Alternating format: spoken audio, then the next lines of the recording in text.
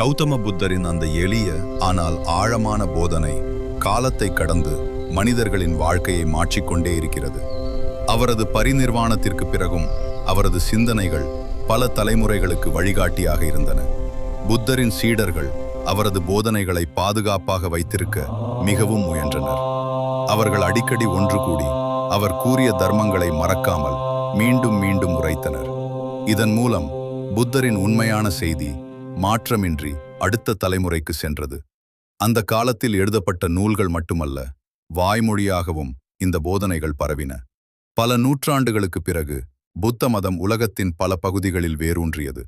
மக்கள் தங்களின் வாழ்க்கையில் அமைதியை தேடும்போது புத்தரின் போதனைகள் அவர்களுக்கு ஒரு வழிகாட்டியாக அமைந்தது.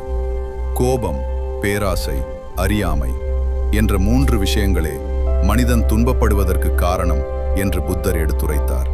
அந்த 3ஐயும் வெல்ல முடிந்தால் மனிதன் உண்மையான அமைதியை அடைய முடியும் என்று அவர் கூறினார். அவரின் கருணை மற்றும் அஹிம்சை பற்றிய கருத்துகள் உலகின் பல்வேறு பகுதிகளுக்கு சென்றது.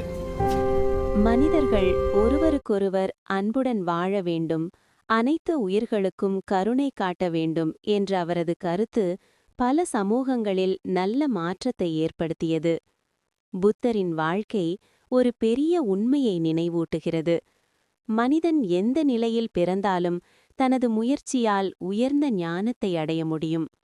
சித்தார்த்தன் ஒரு இளவரசனாக இருந்தாலும் வாழ்க்கையின் உண்மையை அறிய அவர் எல்லாவற்றையும் விட்டு வெளியேறினார்.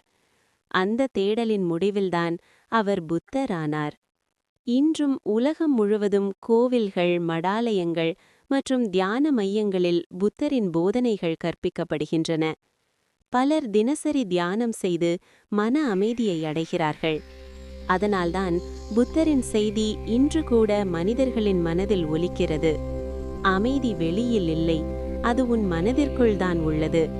இந்த உண்மையை புரிந்து கொண்ட மனிதன்தான் வாழ்க்கையின் உண்மையான சந்தோஷத்தையும் அறிவொளியையும் அடைவான்.